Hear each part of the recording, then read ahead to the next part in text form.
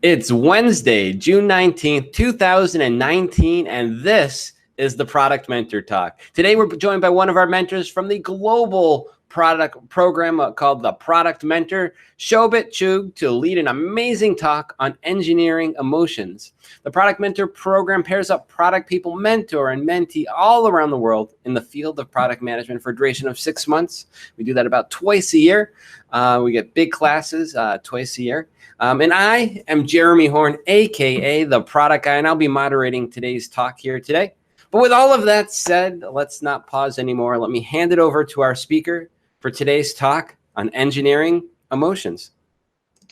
Hi there. Thank you, Jeremy. This is Shobhit Chugh. I'm a product manager at Google, a product mentor at the Product Mentor program, a really exciting program. Then I also teach product management at the Intentional Product Manager. And with that, let's just go right into the talk.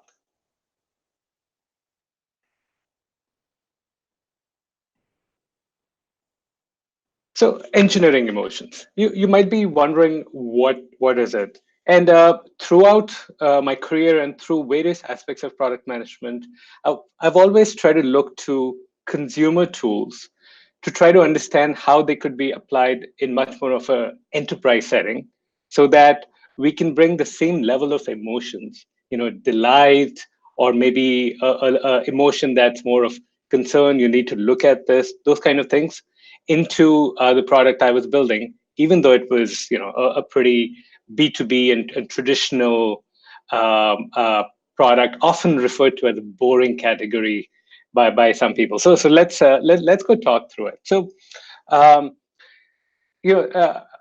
I read this very interesting survey that Slack did, and they did a survey for what words do people use when they describe work tools. And it's as you might expect: efficient, professional, clean, reliable. I believe boring is there. Microsoft's there really big.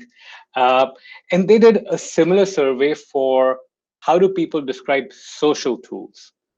And this was, as you would expect, fun, exciting, colorful, social, engaging. And then Facebook, Twitter, and Snapchat were big. So I'm surprised not to see Instagram there, but I guess it was still emerging. It's interesting that there's such a big divide across the two worlds. But what if we merge the two worlds? That's what I want to challenge you with. Start thinking about how would you merge these two worlds. And what I'm covering today is essentially three major points. First of all, I'm going to talk a lot about delight. Delight in a user's mind is all about exceeding expectations. And we'll talk through how you should think about it. Second, I want to have you think about where is there a potential to add delight in your product. The answer to that is everywhere, but I'll talk about specific moments where it would be useful and where we've applied it at Google and the product I work on currently called Crashlytics. And then last but not least, how do you begin? I want to challenge you and say, look, if you can get a small win in this area, it can deliver big results and it can drive a change in your organization. So let's get going. So first of all, what exactly is delight? I subscribe to this model called the Kano model. Some people call it the Kano model. But the idea here is that they're essentially a set of basic needs that your product needs to have in its category to just be at the level of other products. And doing any better in basic needs is probably not going to add too much delight for your user.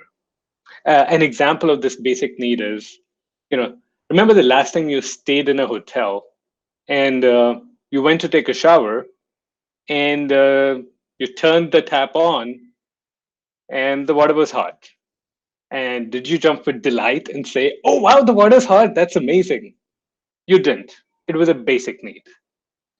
However, if the water had been cold, you would have been really disappointed, probably called the front desk and complained and shouted. Now, the amount of investment that goes on in making sure that at like 7 a.m. in the morning, when half the people in the hotels are showering and getting ready to go, the amount of investment the hotel needs to make in the heating system and all the engineering in the heating system is massive. It's just totally crazy. But it's still a basic need. It just needs to exist and needs to work well. Delighters are things that where a user did not expect certain things to happen. And I'll show some examples of that going forward. But those are areas where, for example, you just never expected that thing to work in that particular way. So as an example, earlier in the iPhone, the web browsing experience was really wow. And you didn't expect such an amazing web browsing experience at that point. And then the third category is performance needs. So these are, the sort of center line that you see going here in the screen, and which is the more you do better as a product, more likely that users will be excited about it. So web page loading speed. If you did better, probably users will be happier about it. Over time, what happens is that delightful innovation starts to become a basic need in that category of products. So for example, I mentioned web browsing. That was huge when the iPhone was launched. But now if you pick up any phone, Android, iOS, any other operating system, you pretty much expect that to just work. And so over time, it's become a basic need. So that was a lot about the model. But the example of that as it comes to delighters and comes to engineering emotions is an example from Slack. So it's all about over delivering when it really matters, over delivering in a way that your users did not expect. So Slack is a tool that I absolutely love to use, and so does everyone on my team. And initially, what used to happen was people would post a Google document, for example, this user research document, and invariably somebody would say, "Hey, could you give us edit access or comment access when you have a chance?" And the user would go ahead and do that. And that was expected. What Slack came up with was they started to detect automatically, oh, you posted this particular Google Doc? It will automatically say, oh, seems like everyone doesn't have access. What do you want to do? Do you want to open it up for commenting? And the first time somebody must have seen this, and the fact that they could change this directly from Slack itself, I mean, that must have been like a mind-blowing moment, right? Not completely incomprehensible, but just not something you would expect. And it delighted people right away. So that's an example of over-delivering and delighting users. Now, there's an interesting way of discovering such needs. And how do you ask your users and get these responses in the right way? So I'm going to walk through a methodology that we have, I have adapted at various points in my career, and it's just very useful to think through. So think about a capability and ask the user a functional question and a dysfunctional question. So a functional question could be, this is an example of exporting a video. So functional could be, if exporting any video takes under 10 seconds, how would you feel? And the user might be, I like it, expect it, all the way to I dislike it. And then ask them the opposite, or the dysfunctional question, which is, if exporting some videos takes longer than 10 seconds, how do you feel? And ask them to rank this. And do it for your entire candidate set of capabilities that you want to consider. Once you've done that, what you want to do is to plot them on this matrix. So for example, where does this capability land in terms of when it's present? Do people like it, expect it, don't care, can live with it, or do actually dislike it? And then same thing, when it's when the feature's absent, do people like that it's absent? Do they expect it? All the way to disliking it. The key here is two things. So all the things that are marked as M, those are your must-haves. Those are cases where people really dislike it if it's not there, but they're kind of okay with it if it's there. So it's an expected need. The P are the performance factors, and there's only like one, where people dislike it when it's not there and people like it when it's there. So they have a positive response to it. And you can keep investing in it, and keep getting it better. And then there's the last category, which is delighters, where people don't actually expect that to be in your category of products. They don't expect it from your product, but when they do get it, they are pretty excited about it. So those are the delighter products. As a product manager, what you really need to think about is how should you invest across these certain areas? How much delight do you want to introduce in your product? And the answer is not 100%, because then you'll miss out on the performance factors and on the must-have factors and just never meet the needs of users. But there is a certain sweet spot of somewhere between 10 to, I would say, 40% that you can invest in delighting users, all depending on how much core product work you need to get done to just address the must-have and performance factors. So that's the model. That's how we think about what delighter features to introduce and how to introduce it and how much to invest in it. Great. So that was about how to introduce delight. The second part is, where do you add delight? And where's there a potential to add delight in your product? And the answer to that is really everywhere, but some particular areas I want to point out and give some examples of how at Crashlytics, which is part of Google, how we've added delight. And also I'm going to use some examples from other products. So, onboarding, zero states, motivations, where you want to motivate users towards doing a task. When they complete certain amount of work, some sort of milestone celebratory points. Those are all great areas of when you should add delight. So let's take some examples of these. And people really love these typically when I talk about these. So first is onboarding. So we have a product called Answers, where people typically have to wait for a certain while and for the data to go through, and then we know it's working for them. And we could have just made a screen that said boring. That was purely boring, and that just said waiting. We just invested just a little bit to add this animation that takes their icon, their app's icon, and sort of explodes it and brings it back, just adding a moment of delight for users. So waiting for this for like 5-10 seconds doesn't seem that bad anymore. So this is a great area where, in a waiting state, you can just keep your user delighted and excited for your product, even though they're doing nothing but waiting. Cool. The next one is an example here of like a celebratory point is in inbox or in Gmail now, which is when you get to the moment of inbox zero. You could see, a sun with some clouds. I've seen pictures of beaches, just like, oh yeah, I accomplished something. And the product is celebrating with me. Makes me feel much more connected to the product. So that's all. That's a celebratory moment. And then similarly on my product Crashlytics, which is crash reporting for mobile apps. Keep in mind, this is not a social tool. This is not supposed to be one of those fun categories. Crash reporting sounds pretty boring, but we have delight everywhere throughout our products.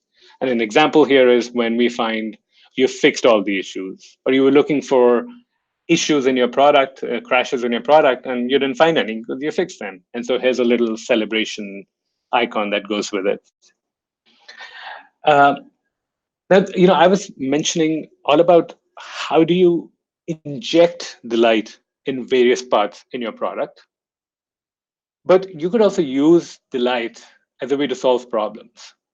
So one of the emails we deliver to users is a daily summary. What's going on with your app? And the problem we were looking to solve is, how do we make it worth reading? Right? How do we get people to actually pay attention to these emails? This is what the email looked like. So, we not just give you raw numbers, but we derive some sort of meaning from it. Like for example, we noticed that there's a huge number of daily new users. So we give you a little emoji. We say it looks like you're growing like crazy. Congratulations. And then we use that for all various states, such that, oh, if your users seem to be crashing more, we have a different state here. But just adding this touch of emotion actually added or helped us increase the number of users that paid attention to this email and read it by a significant amount. So it's not just about adding emotions for their own sake, it's also helping you achieve business goals. The one point I want to make here is that sometimes this is not simple. So for us to, for example, build this sort of way of figuring out some sort of meaning and showing it to user, it was not a straightforward engineering problem.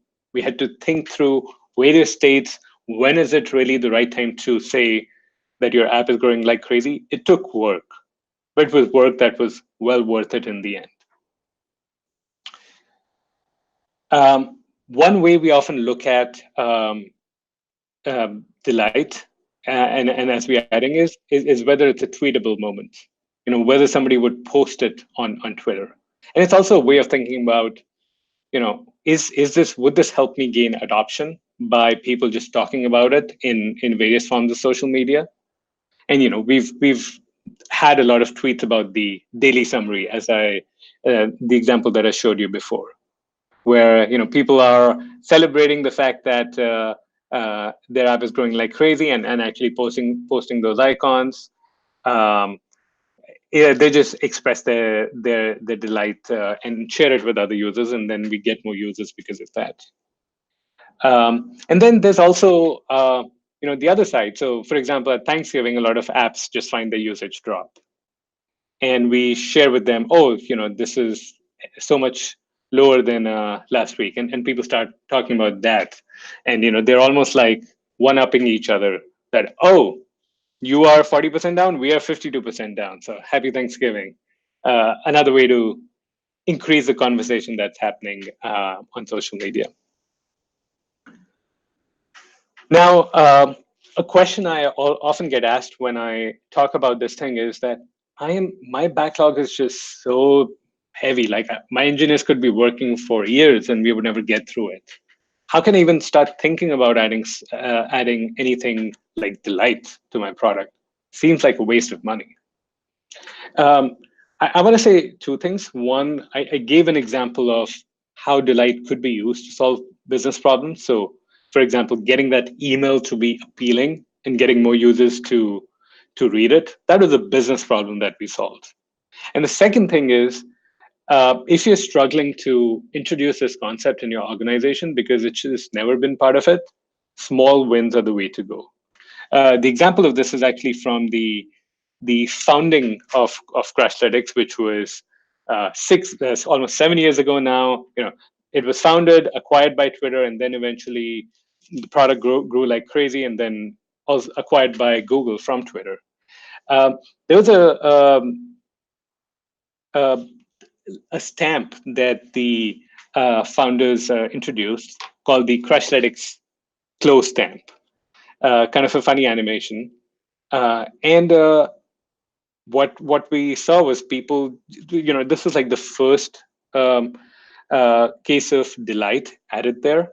And people just started talking about it. And that really helped grow the product. But at that point, imagine this is a company of 4. And one of the co-founders proposed this, and got a lot of pushback. Here's actually the tweet from Wayne Cheng, who's one of the founders, which was like, "Hey, I remember the pushback I got when I proposed it, and people asked, you want to do what and how much time?" And there were just 4 people on the team, and the way Wayne sort of sold it was, let's try this out. Let's try it out as a small experiment and see what happens. And that's how I want you to think about delight and how about engineering emotions, which is, even if the idea seems crazy, to just go redo your product and build all these things, try to find one pivotal moment where you might want to do this, which becomes a tweetable moment, and go from there. And you might see results like this, where people just are excited about it. It's also at a point where they've achieved something, they've fixed an issue, They do this close timestamp, and then they celebrate. They post it on Twitter, and people start getting to know about your product. So this is really an example of how do you engineer emotions at the right time in your product. And we continue this. So that small experiment continues to this date. We've rebuilt the product in Firebase, which was part of Google, the product that acquired us. And now when you close, you get a much more material looking animation where a bug gets very gently captured and put away when you fix that issue. No bugs were harmed in the making of this emoji at all. And there you have it. This tradition continues, and we continue to look at how do we engineer emotions at the right point in our product. And people keep talking about it, and the product keeps growing. So that was about engineering emotions. And I want to challenge you, or leave you with the challenge is, how can you engineer an emotion in your product today? How can you exceed user expectations? And how can you begin small? Start with an experiment so that you can see if this delivers value for your product, and start to get more people in your organization aligned behind this concept. I'm Shobhit Chugh, a product manager at Google, teach at Intentional Product Manager, and a mentor at the Product Mentor. And that was me talking about engineering emotions. Thank you. Awesome work, Shobhit. It was a great talk on engineering emotions. And as always, the presentation will be posted to our SlideShare channel. And also a big thank you from me, Jeremy Horn. And thank you to everyone else who joined us today and the Product Mentor. And don't forget, if you're interested in being a product mentor like today's speaker, to product people of all sorts, all around the world, please visit theproductmentor.com and sign up today to be a mentor. Also, if you're looking to fill a new product job with a great product person, visit our very own free-for-all job board at theproductjobs.com. And finally, don't forget to like the video, subscribe to our channel, and I'll see you guys all next time. Goodbye.